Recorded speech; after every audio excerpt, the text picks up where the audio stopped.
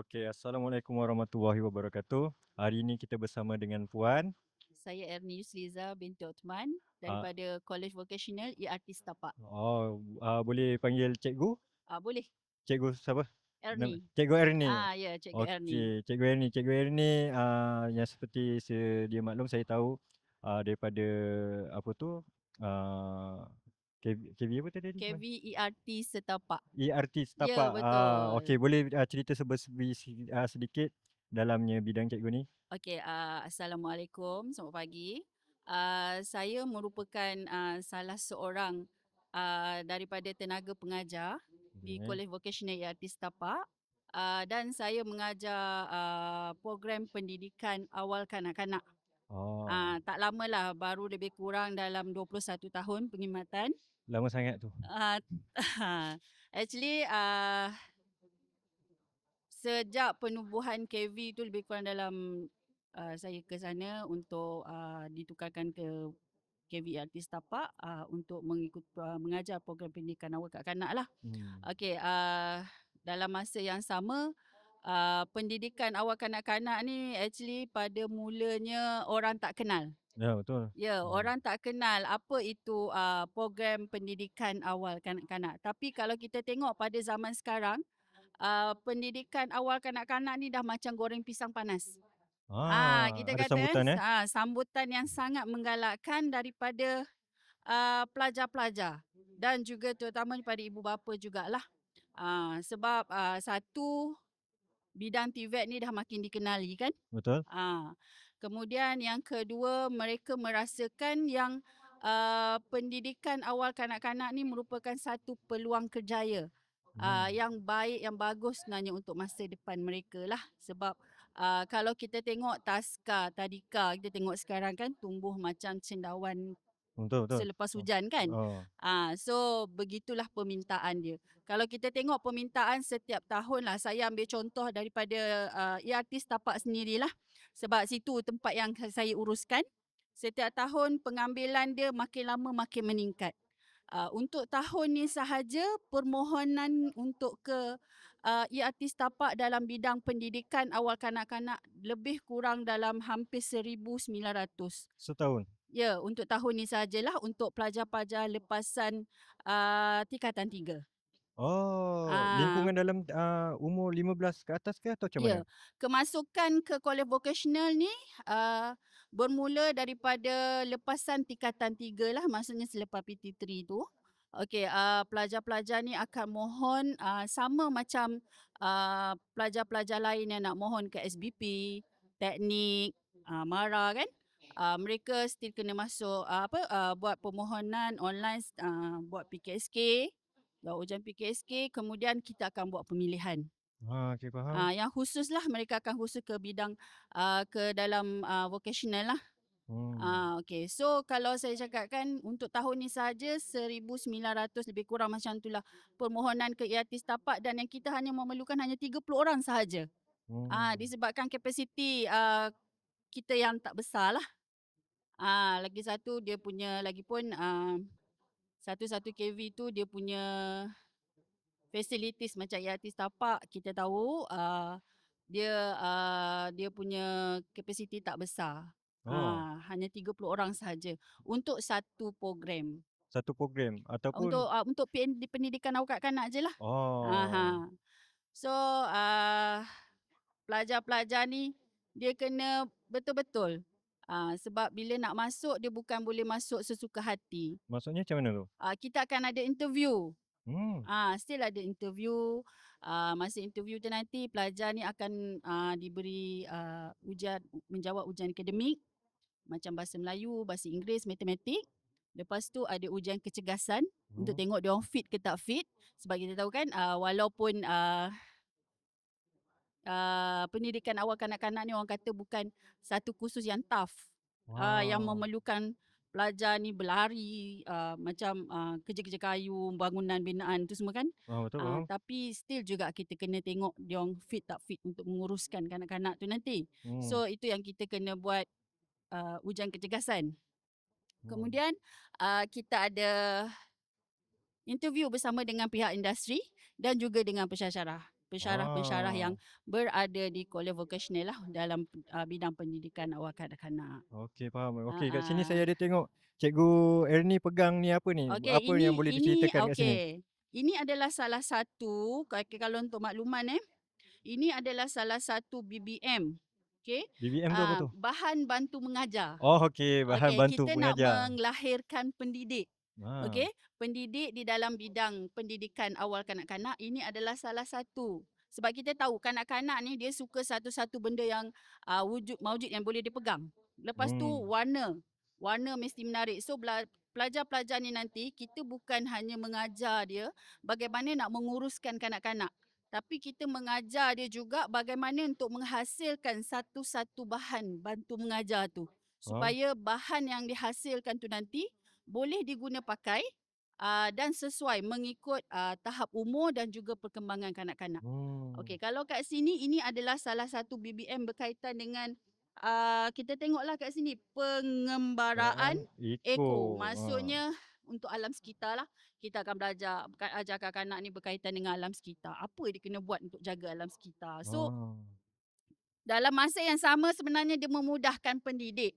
Sebab semua benda Oh. ada dalam ni. Ini cikgu buat ke Ah, atapunnya ini student buat. student buat? Ya, Wah. ini adalah student buat. Cikgu-cikgu hanya bantu daripada segi bagaimana kita nak pastikan benda tu kemas, bagaimana kita nak pastikan benda tu sesuai tak untuk kanak-kanak, mengikut Okey. peringkat umur, mengikut perkembangan. Lepas tu Oh. inilah antara contoh-contoh dia lah. Okey, apa yang dia boleh buat kan? Ni berkaitan dengan Oh. ah, hidupan-hidupan lah yang di laut. Macam mana nak jaga kebersihan laut, darat, udara. Oh. Okey. Itulah antaranya lah. Okey. Ini adalah antara aktiviti. Kanak-kanak Ah. tu dia suka aktiviti sebenarnya. Kanak-kanak kalau kita nak tengok dia lebih suka kalau kita mengajar ada something yang dekat kita. Dia Hmm. bukannya macam zaman dulu yang talk and chalk tu kan. Dia tak Betul betul suka betul. sangat Ah. macam tu.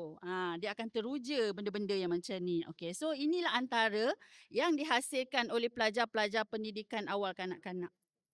Oh. Semua-semua benda tu semua boleh dipakai. Baik baik cantik. Okey. Ah. Ini seorang pelajar ke ramai ni yang buat? Ini 4 orang 4 pelajar. orang pelajar. Ah. Biasanya kalau produk-produk macam ni kita akan bagi dia by group lah.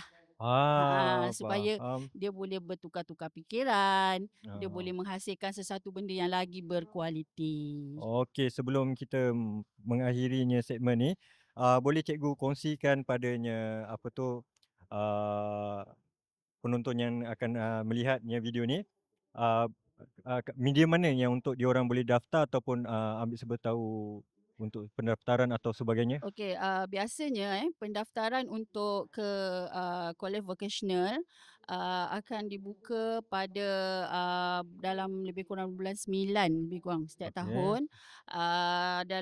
Dia akan online di laman web Hmm. SPKV, ya lebih kurang lah tu. Saya pun bila nak bagi budak alamat tu saya kena rujuk balik. Saya takut saya silap Salah salah. Okey, untuk makluman kalau kita tengok pendidikan awal kanak-kanak ni di Malaysia di KV kita kat Malaysia ni ada 86 KV. Tapi hanya Seluruh Malaysia? ya, hanya 7 KV sahaja yang menawarkan pendidikan awal kanak-kanak. Okey, Okey. antaranya KV ERT Setapak, KV ERT Azizah Johor Bahru, KV Kuala Kangsar, Okey.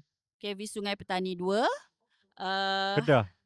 ya, Kedah. Okey. Lepas tu KV Tanah Merah dan di Sabah lah ada 2, KV Ah. Keningau dan juga Tawau. Hanya Okey. 7 KV sahaja. So maksudnya kalau macam kita tengok orang tahu TVET ni adalah biasanya teknikal. Hmm. Maksudnya TVET ni bukan hanya pada teknikal sahaja. Dia ada juga untuk pendidikan. Okey. So satu lagi yang menjadikan orang nak ke pendidikan awal kanak-kanak ni adalah sebab peluang dia. Peluang. Peluang dia sebab kita dah ada MQA. So untuk melanjutkan pelajaran ke universiti-universiti awam. Oh. Okey, ke swasta dan yang terbaru dah 2 tahun ni kita boleh pelajar-pelajar kita boleh melanjutkan pelajaran ke IPG. RPG tu apa? Institut Pendidikan Guru. Oh, Untuk jadi okey. cikgu. Besar juga peluangnya, eh? Ya, besar. Ah. Sebab tu, memang saya berani cakap lah. Macam saya cakap awal-awal tadi dah macam goreng pisang panas. Itulah tu. Lepas tu satu lagi, kalau tadi saya kata, adalah, pelajar-pelajar lepasan tingkatan 3.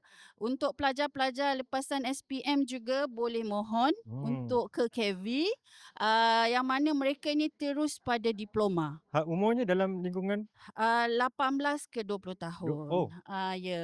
20 tahun sampai Okey, 20 dia tahun saja. panggil kat situ dia panggil UPTVET.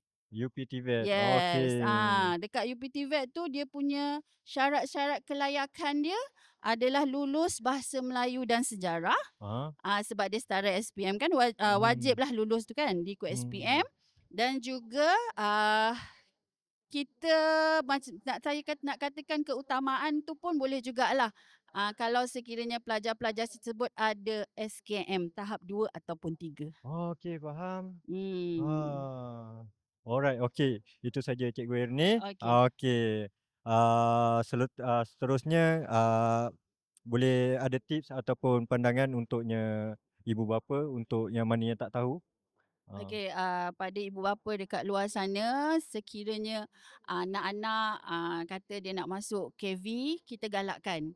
Sebab sekarang ni peluang TVET ni adalah sangat besar. Okey, hmm, terutamanya sekarang ni jangan kata pendidikan awal kanak-kanak ni nak jadi pengasuh je, tukang jaga kanak-kanak, tak. hmm, Dia boleh jadi pengusaha, dia boleh jadi penyelia. Okey, itu dah hmm, hala tuju dia. betul lah. Dia boleh jadi usahawan. So Hmm, sangat besar. So ibu bapa perlu bagi galakkan pada anak-anak ni lah. hmm. Okey, sebab kadang-kadang kemahiran anak-anak ni kita tak nampak. Betul tu. Mungkin dia tidak begitu bagus dalam bidang akademik, mungkin dia bagus dalam bidang TVET ni, TVET, kemahiran. Apa-apa juga anak tu minat, kita sebagai ibu bapa perlu ikutlah. hmm. Kita sebagai kena dorong, kena bagi semangat, tapi kita jangan paksa. Ah, Jangan nanti anak tu sebenarnya tak minat, tapi yang minat tu ibu bapa. ah, Itu pun tak boleh juga problem juga tu, sebenarnya. eh? Ya, problem juga tu. Okey, itu Okey. dari saya. Itu saja, terima kasih Cikgu Erni. Okey, alright, okey. Kita boleh Okey. melambai ke depan. Bye. Okey, terima kasih Cikgu. Okey.